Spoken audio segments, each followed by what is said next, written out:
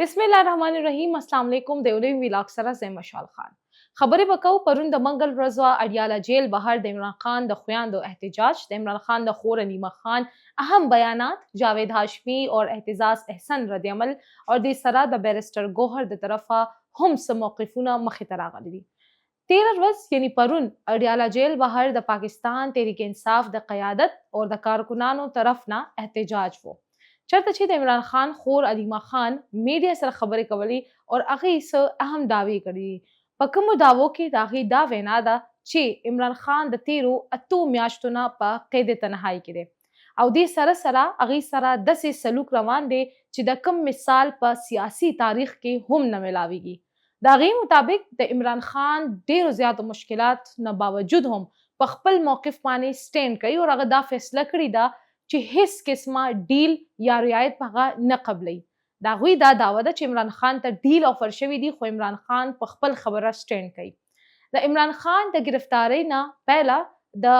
بیرون ملک اتلو پیشکش شوو نو دا هم شوی وو خو هغې د ملک پرېښودو په ځای پاکستان کې اوسېدو باندې دلته پاتې کېدو دلته د مقدمو مخامخ کېدل او فیصلې کولو دپاره پاکستان کې پاتې شوی علیمه خان مطابق عمران خان دا موقف وو چې هغه به خپل ملک نه پرېږدي د قانوني سیاسي جدوجهد چې څومره دی دا به هغه جاري ساتي په دې احتجاج کې سینئر سیاستدان جاوید هاشمی او معروف قانوندان اعتزاز احسن چې کوم دی په هغې کې شرکت کړی و جاوید هاشمی عمران خان سره اظهار یکجهتي کړې وه او وویلې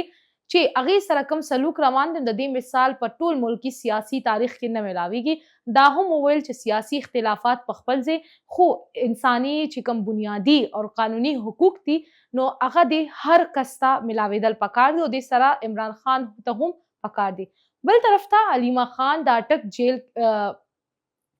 کې عمران خان د قید حوالې سره ذکر وکړو چې الته انتهایی نامناسبه ماحول کې عمران خان پاتې کیږي او د هغې دا وینا ده چې عمران خان خلاف چې کومې بیانیې دي کومې مقدمې دي نو هغه ټولې بې بنیاده دي دې سره د سایفر کیس او توشخانه کیس حواله هم ورکړلی شوه چې دا مقدمې چې کوم دي دا سیاسي بنیادونو باندې قایمې شوي دي او وخت تېرېدو سره سره د دې قانوني حیثیت باندې هم سوالات پورته کیږي علیمه خان مطابق عمران خان مختلف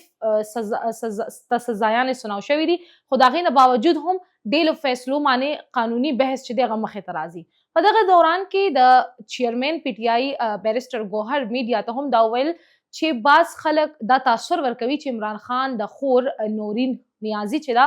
جیل سپرډنټنټ ملاقات اجازت نه ورکوي خو د دې حقیقت نه بالکل هر څه مختلف دي بیرسټر ګوهر مطابق ملاقاتونو حوالې سره چې کم رکاوټونه مخې ته راځي د هغې تعلق صرف د جیل انتظامیې سره نه دی بلکې دې نه علاوه نور هم معاملات په دې کې شامل دي په کوم کې چې د دې مسلې سیاسي رنګ ورکولو په ځای قانوني طریقې سره که حل شي نو دا به ډېره ښه وي او موږ هم غواړو چې دا قانوني او آئیني طور باندې دا مسله حل شي بیرسټر ګوهر د خیبر پښتونخوا حکومت او وفاقي حکومت ترمنځ مالي چې څومره معاملات دي د هغې هم ذکر وکړلو او د هغې دا وایي چې د خیبر پښتونخوا حکومت دا موقف دی چې صوبې چې کوم واجب الادا فنډز دي د هغې ادایګي بغیر مزید چې څومره مالي مطالبات دي دا مناسبه نه دي او هغې وایي چې کوم سابق چې کوم تیر فاټه ترقیاتي فنډونه وو د هغې معامله اوس هم اوچتېږي او د هغې علاقو حقوق چې دی نو د هغې تحفظ ټول ناول ضروري دی د عمران خان د صحت حوالې سره چې خبره وکړو نو بیرسټر ګوهر وایي چې د هغې علاج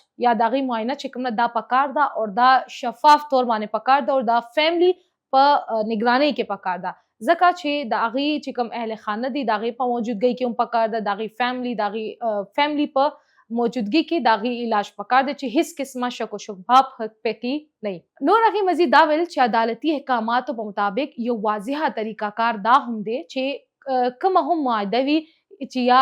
ایم او یو چې دی هغه موږ سره ساین کړي او په هغې عمل درآمد ضمانت چې دی نو د هغې موجودګي پکار ده